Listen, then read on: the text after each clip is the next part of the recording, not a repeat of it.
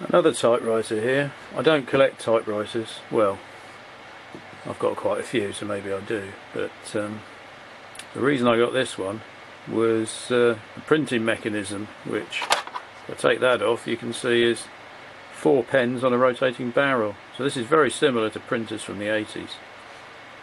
But this one's in a typewriter, which is strange. You've got some cursor keys here so you can scoot the carriage over.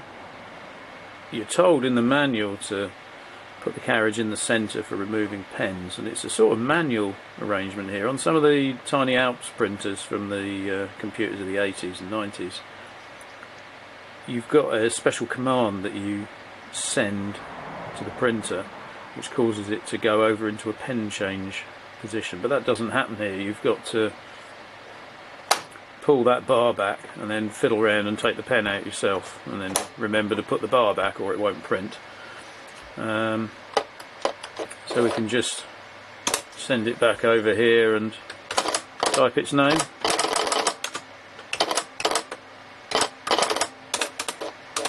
There we go. Paper's a bit misaligned. Sort that out. There we go. You've got different sizes on this typewriter, so we're currently in the sort of medium. If we go to large,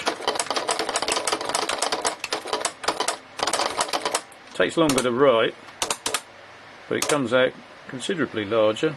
And we've also got, to go with the medium and large, a small.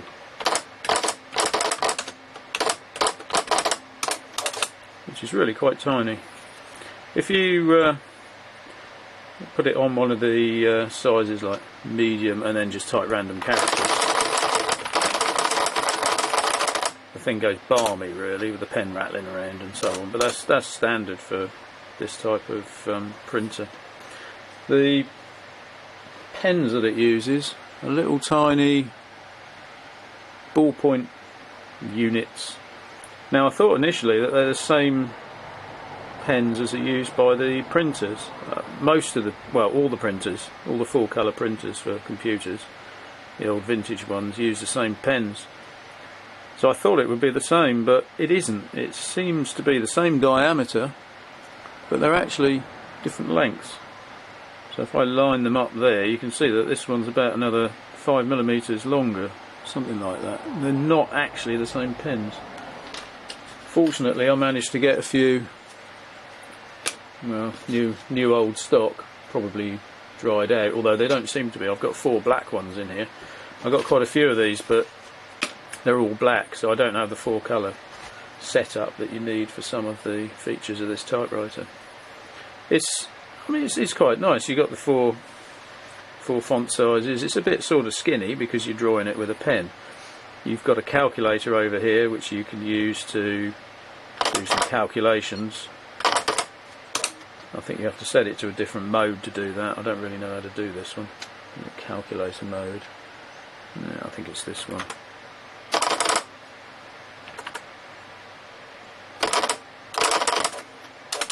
So there you go. It's added 12 to 45 and got 57.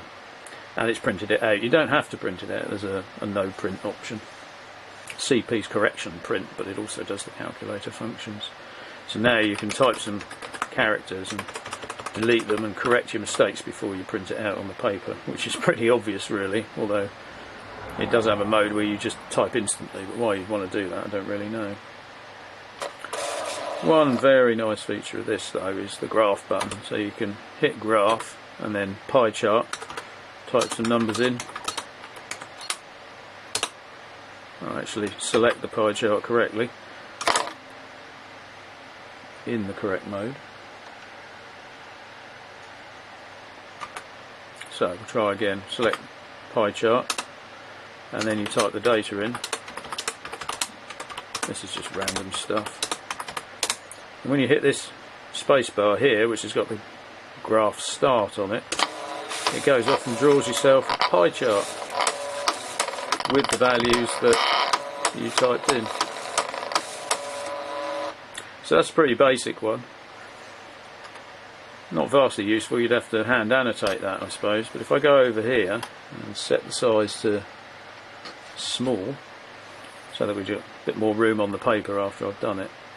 If we now do the percentage pie chart,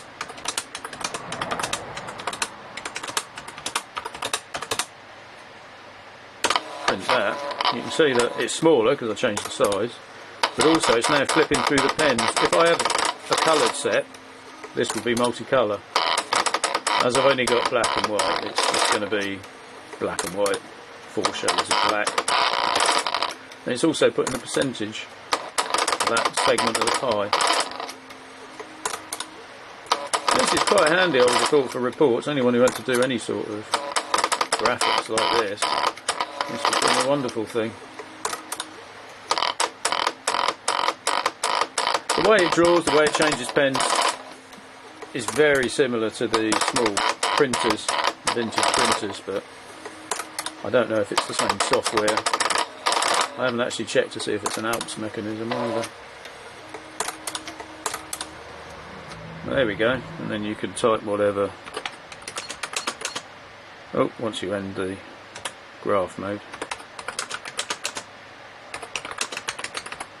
There. So, actually that was in no print mode, so I didn't print anything. So you can move around quite easily using these cursor keys.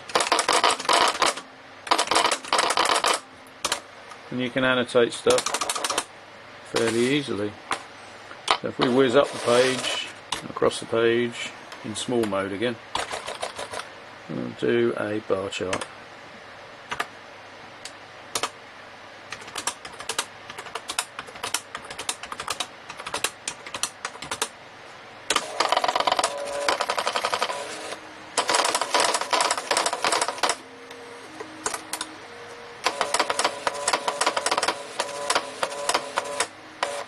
Pretty quick.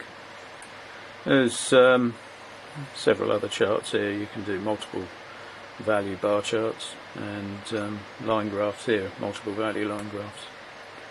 But yeah, another interesting, oops, take it out of graph mode, another interesting typewriter. And this one uses plain paper, it's not thermal. Which is, I mean, it's good from one point of view, but the bad part is the pens dry out.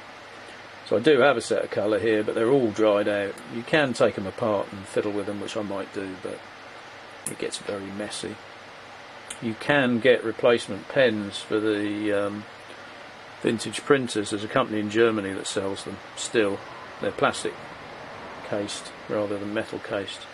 But the problem with that is they're going to be the smaller version that fit in the printers rather than the larger version that fit in the typewriter here. So maybe you could put a spacer on the back or mount them in some sort of case. That might work depending on where they're gripped.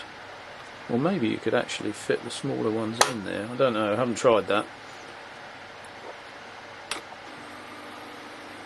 Let's try it. See if I can get it out. It's a bit fiddly. If you drop it in the mechanism, you have to turn the thing upside down and wake it out. Yeah, so definitely the same diameter. But that's not going to hit the paper when the solenoid. Let's try it. Yeah, I don't think that pen's actually hitting the paper, so yeah, they do need to be longer, which makes sense. So unfortunately the new pens aren't going to work in here, so I'm stuck with the proper larger ones, which are going to have to be refilled, I suppose, or remanufactured. If I did think about remanufacturing them, but it's a bit fiddly either go, but you need to get the right insert in there if you're using a point pen or something. Cut a refill down and put it in, but then you don't end up with very much in the way of ink in there.